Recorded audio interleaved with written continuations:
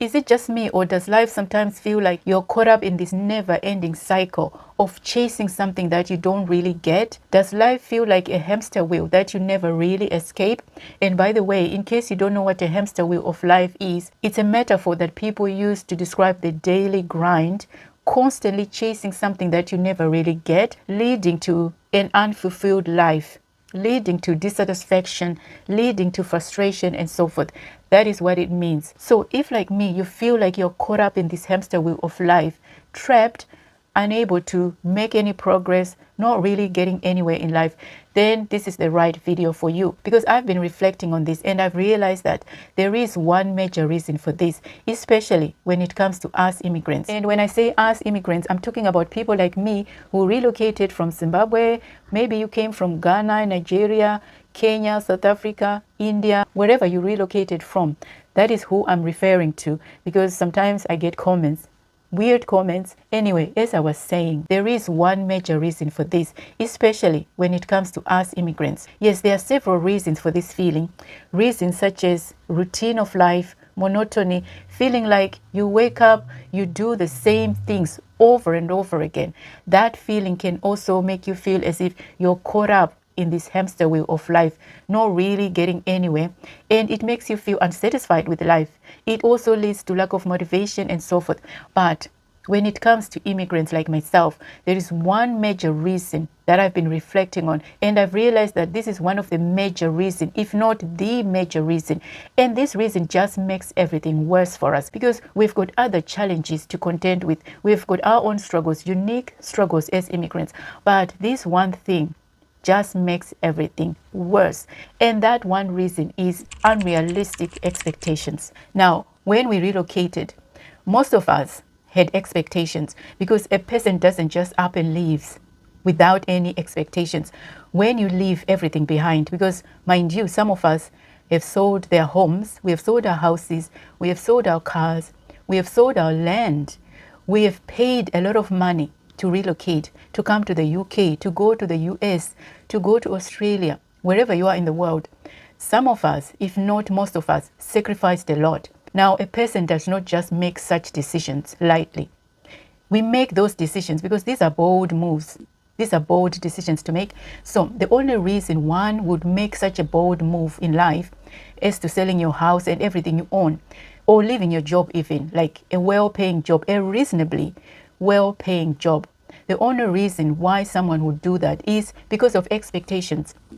You do that because you're expecting to get something out of that move. You're expecting your quality of life to improve. You're expecting a higher return, to be able perhaps to replace that house you sold back home, to replace that car, to prove to yourself and to those who watched you sell everything. You want to prove that you actually made the right decision. But then after relocation, when you're now living in the UK, US, Australia, Canada, you now realize that life in that country is not what you expect.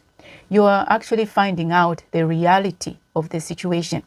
Because, like I always say in my other videos, sometimes what people fail to factor into their decisions is the cost of living.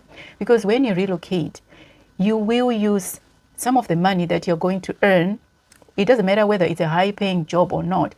You will use some of the money that you earn towards your bills, your rent, your mortgage, necessary fees, and so on. So a huge chunk of that money will go towards that rent. I'll give an example of a nurse like myself. Let's say every month you earn a net salary of maybe 2.4.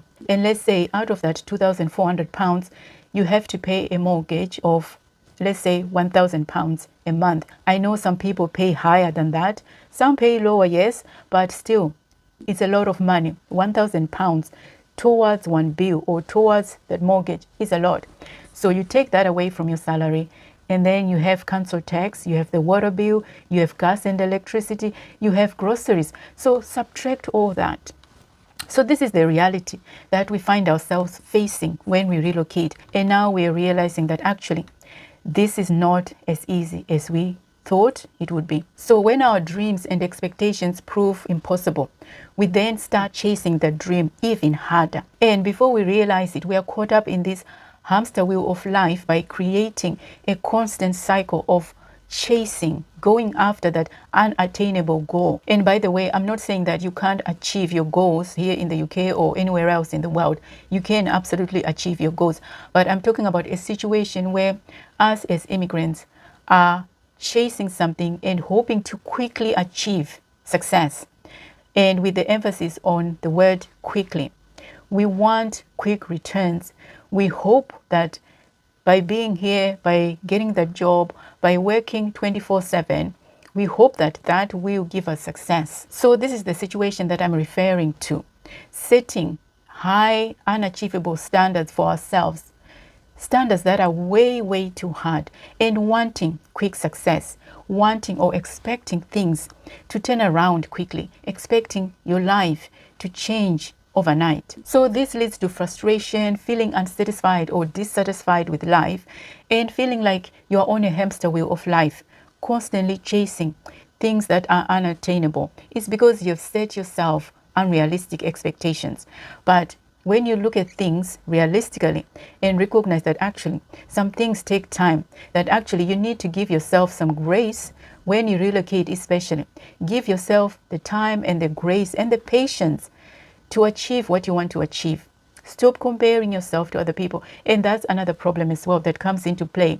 When you set yourself unrealistic expectations, you end up looking at other people, comparing yourself to other people, competing with people whose circumstances you don't even know. You don't know how those people are getting their money or how they can afford to have what they have in their lives. You don't know their circumstances. So when we set ourselves these high unrealistic expectations, that's what ends up happening. We end up getting frustrated, looking at ourselves unkindly, judging ourselves harshly, unnecessarily. So what I'm saying is our expectations need to match our circumstances, because our circumstances are different when we relocate. Some people come as dependents, some people come on a skilled worker visa, some people come on a student visa, some people have indefinite leave to remain already, some people have got citizenship. So our circumstances are different, and depending on your visa, sometimes you find that you have no access to certain things, or you can't do a certain amount of hours, or you can't do certain things. Let's just put it like that. So this is why it is important to give ourselves that grace, to not be too hard on ourselves, and to just live life realistically. Let's just live life and to embrace our situation, to just accept our circumstances right now. That's not to say that things can't change in the future. Things can change. That's why I say it doesn't mean that you won't achieve what you want to achieve. But I'm talking about a situation where we set our standards, or we set our expectations, or we set the bar too high, way too high for ourselves.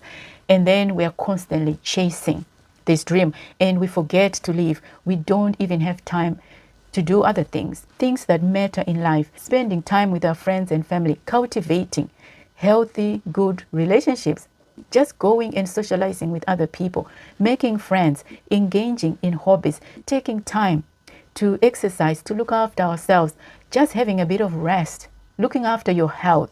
So this is the problem, and we end up getting stressed, and with stress comes diseases. So this is the problem with this feeling of being on a hamster wheel of life, constantly chasing unattainable dreams. And the last thing I want to say is there has to come a time in our lives where we embrace what we have and we are satisfied with where we are in life. And yes, as human beings, we are constantly seeking growth. We constantly want to do more. We constantly want to do better. And that is healthy.